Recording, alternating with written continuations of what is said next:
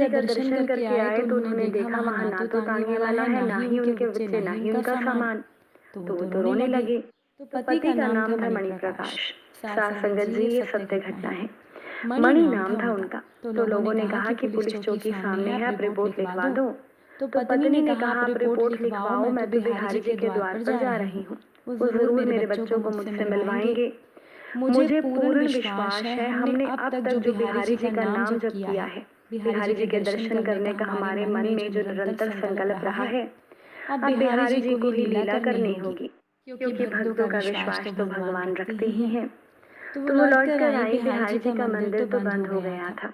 तो बच्चों की माँ ने दरवाजे पर जाकर सर पटक लिया और वो रोने लगी। साथ संगत जी यकीन मानना, उधर पति भी बिहारी जी के मंदिर के द्वार पर रिपोर्ट लिखवा करके आ गए। दोनों पति पत्नी रो रहे थे।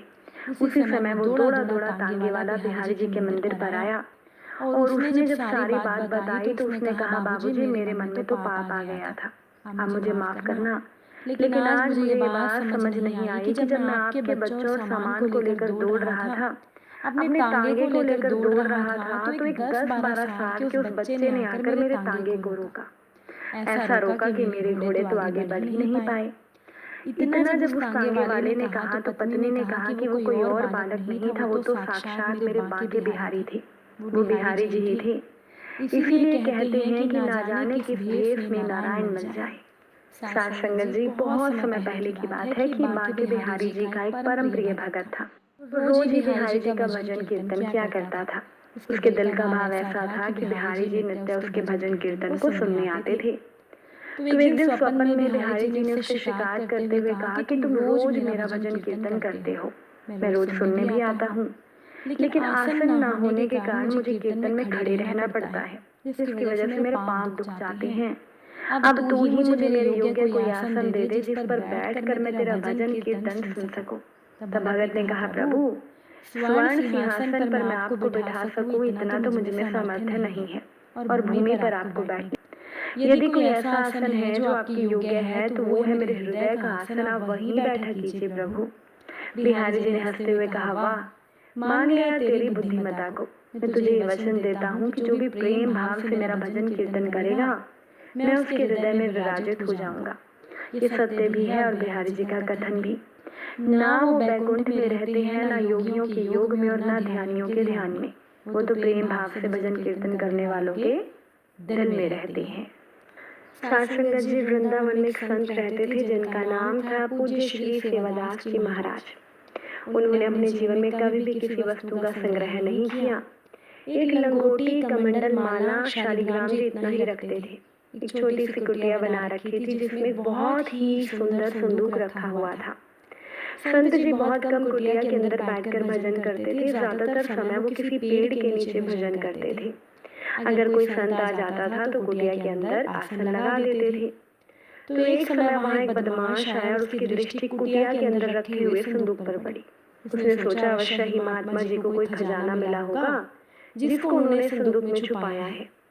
तो मौका पाते ही सोचा चोर ने कि मैं संदूक चुरा लूंगा। एक दिन बाबा जी कुटिया के पीछे भजन कर रहे थे, तो चोर ने कुटिया में प्रवेश किया और संदूक को तोड़ मरोड़ कर खोला। संदूक के अंदर एक और छोटी संदूक रखी थी। चोर ने उस संदूक को भी खोला, तब उसके अंदर एक और छोटी सी संदूक थी। ऐसा करते करते चोर को कई संदूक मिले। जब सबसे छोटे वाली संदूक उसे मिली, उसने उसे खोला तो वो देखकर चोर बड़ा दुखी हुआ। उसमें केवल मिट्टी थी। दुख में भरकर वो कुटिया से बाहर निकल ही रहा था कि उस समय श्री सेवादास जी वहां आ गए। उन्होंने चोर को कहा, तुम इतने दुखी क्यों हो? चोर ने कहा, इतनी सुंदर संदूक में क्या कोई मिट्टी रखता है? सेवादास जी बोले कि अत्यंत श्रेष्ठ मूल्यवान वस्तु को संदूक में ही रखना चाहिए। चोर बोला, ये मिट्टी कौन सी मूल्यवान वस्तु है? तो बाबा ने कहा, ये कोई साधारण मिट्टी नहीं, ये तो पवित्र श्री वृंदावन रज है। यहाँ की रज के प्रताप से अनेक संतों ने भगवान को पाया है, और ये रज प्राप्त करने के लिए तो देवता भी ललचाते हैं। तो चोर को बाबा जी की बात ज्यादा समझ नहीं आई। वो कुटिया से बाहर जाने लगा। बाबा ने कहा, सुनो, इतना कष्ट करके खाली हाथ जा रहे हो, मेहनत का फल तो तुम्हें मिलना चाहिए। चोर ने कहा, क्यों हंसी मजाक करते हो बाबा, तुम्हारे पास देने के लिए है क्या? सेवादास जी बोले, मेरे पास तो देने के लिए कुछ नहीं, परंतु इस ब्रज रज में सब कुछ प्रदान करने की क्षमता है। चोर बोला, मिट्टी किसी को भला क्या दे सकती है? विश्वास हो? तो बाबा जी ने कहा, ये रज स्वयं तुम्हें प्रभु से मिला सकती है। चोरी करना तो तुम्हारा काम धंधा है, और महात्मा के यहाँ से खाली हाथ जाएगा ये भी अच्छा नहीं लगता। जाते जाते ये प्रसाद लेकर जा, इतना कहकर सेवादास जी ने थोड़ी सी ब्रज रज लेकर चोर के माथे पर लगा दी। तो माथे पर उस रज का स्पर्श होते ही वो चोर भाव में भरकर भगवान के नामों का उच्चारण करने लगा। उसका हृदय निर्मल हो गया। वो संत महाराज जी के चरणों में गिर गया। तो संत श्री सेवादास जी ने उसे हरि नाम जप और संत सेवा का उपदेश दिया और उसका जीवन कृष्णमय बना दिया। अगर आज की ये साखी आपको अच्छी लगी हो, वीडियो को लाइक शेयर जरूर कर दीजिएगा। आप सभी से फिर मुलाकात होगी नई साखी और नए विचारों के साथ। साथ संगत जी प्यार से कहना, धन निरंकार।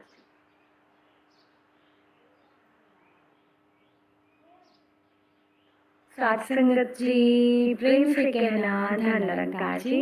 एक नई साखी के साथ स्वागत है आप सभी का आपके ही अपने चैनल पर।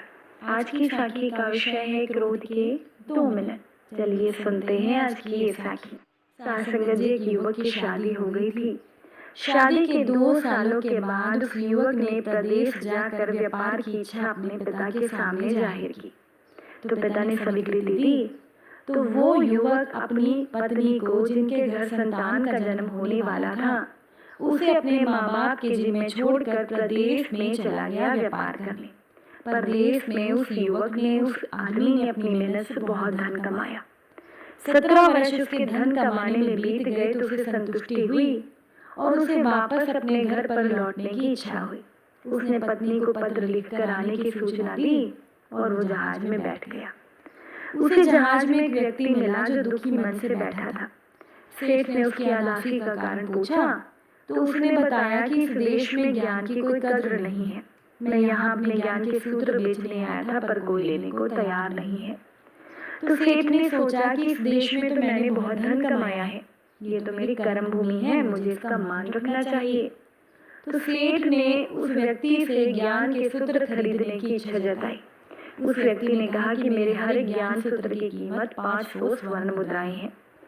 सेठ को सौदा महंगा तो लग रहा था, लेकिन अपनी कर्म भूमि का मान रखने के लिए सेठ ने उसे 500 सोने की मुद्राएं दे दी। तो उस व्यक्ति ने ज्ञान का पहला सूत्र दिया कि कोई भी कार्य करने से पहले 2 मिनट रुक कर सोच लेना। सेठ ने वो सूत्र अपनी किताब में लिख लिया। तो कई दिनों की यात्रा के बाद रात्रि के समय अपने नगर को वो सेठ पहुंचा।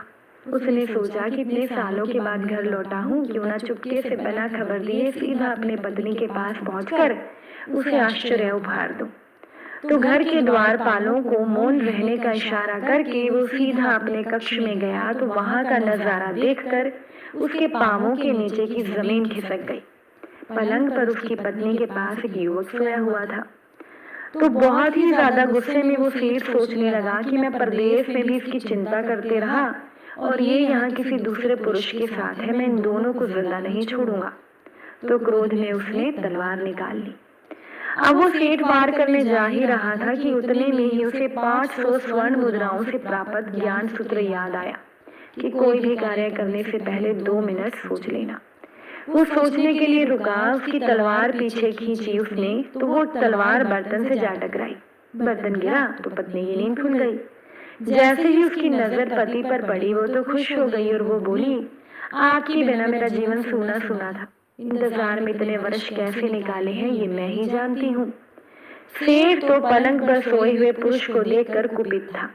पत्नी ने युवक को उठाने के लिए कहा, बेटा जाग, तेरे पिता आए हैं। युवक उठकर जैसे ही पिता को प्रणाम करने झुका, माथे की पगड़ी गिर गई, उसके लंबे बाल बिखर गए। सेठ की पत्नी ने कहा, स्वामी ये आपकी बेटी है, पिता के बिना इसकी मान को कोई आंच न आए, इसीलिए मैंने इसे बचपन से ही पुत्र के समान ही पालन पोषण किया और इसको संस्कार दिए हैं। ये सुनकर सेठ की आंखों से आंसू बह निकले। पत्नी और बेटी को गले लगाकर सेठ ने सोचा कि अगर मैंने उस ज्ञान सूत्र को नहीं अपनाया होता तो जल्दबाजी में मेरा तो कितना अनर्थ हो जाता, मेरे ही हाथों मेरा निर्दोष परिवार खत्म हो जाता।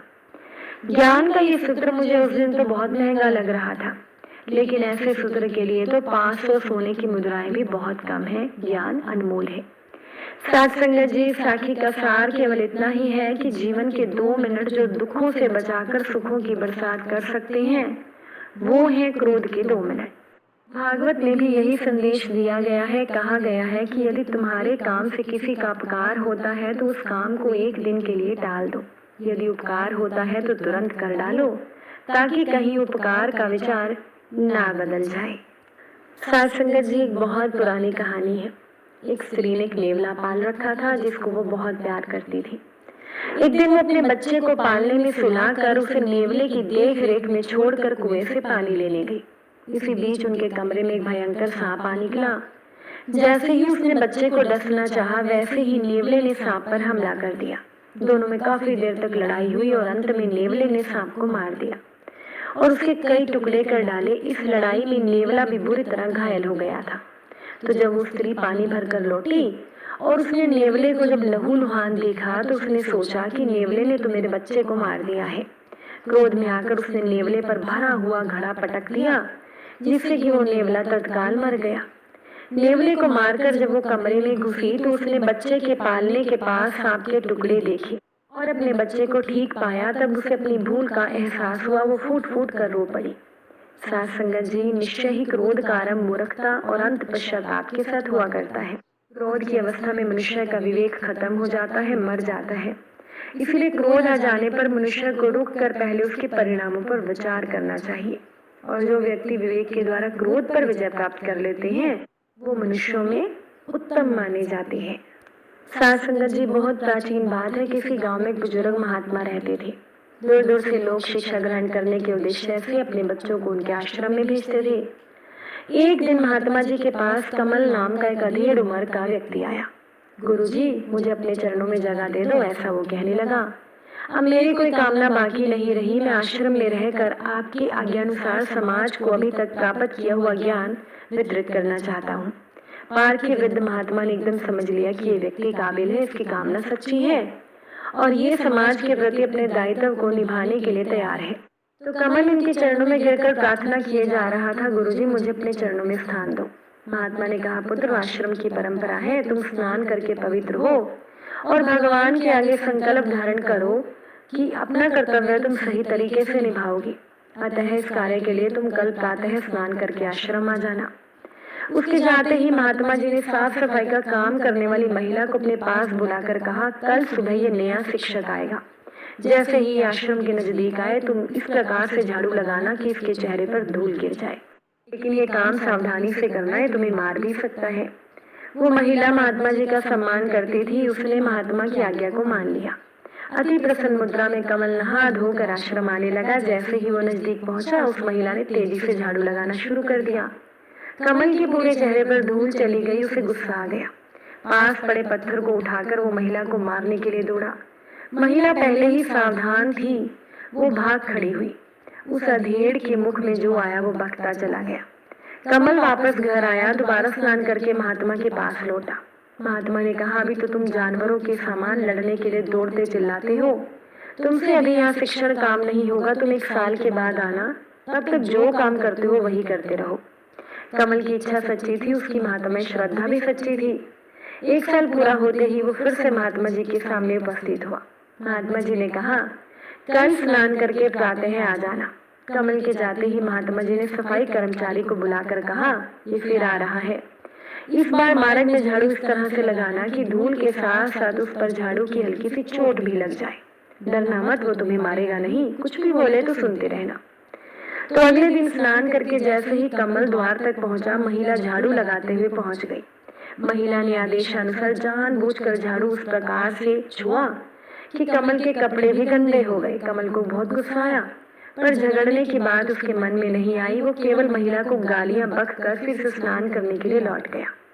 जब महात्मा जी के पास गया तो संत ने कहा, तुम्हारी काबिलियत में मुझे संदेह है, 1 साल बाद आना। 1 साल और बीता तो कमल महात्मा जी के पास आया, तो महात्मा जी ने उसे पहले की तरह स्नान करके आने की आज्ञा दी। महात्मा जी ने उसके जाते ही महिला को कहा, इस बार सुबह जब ये आए तो तुम अपने कचरे की टोकरी इस पर पलट देना। साफ सफाई करने वाली औरत डर गई। उस औरत ने कहा, महात्मा जी ये तो बड़े कठोर स्वभाव का है, मैंने ऐसा किया तो उसे बहुत गुस्सा आएगा, ये मारपीट पर उतर जाएगा। महात्मा जी ने कहा, चिंता मत करना, वो कुछ नहीं कहेगा, तुम्हें भागने की जरूरत भी नहीं। सुबह जैसे ही कमल आश्रम पहुंचा, महिला ने जान बंद कर पूरा। इस बार ना तो कमल को गुस्सा आया, ना ही वो मारपीट के लिए दौड़ा। कमल ने कहा, माता आप मेरी गुरु हैं। कमल ने महिला के सामने अपना मस्तक झुकाकर कहा, आपने मुझ मूर्ख अभिमानी पर बड़ी कृपा की है। आपके सहयोग से मैंने अपने बड़प्पन के अहंकार और क्रोध रूपी शत्रु पर विजय पाई है। वो दोबारा घर गया, स्नान करके आश्रम में आया तो इस बार महात्मा जी ने उसे गले से लगा लिया। बोले, बेटा तुमने अपने क्रोध पर काबू किया, अब तुम आश्रम में काम करने के सच्चे अधिकारी हो। साथ संगत जी, अगर आज की ये साखी आपको अच्छी लगी हो, वीडियो को लाइक शेयर जरूर कर दीजिएगा। सभी से फिर मुलाकात होगी नई साखी नए विचारों के साथ। साथ संगत जी, प्यार से कहना।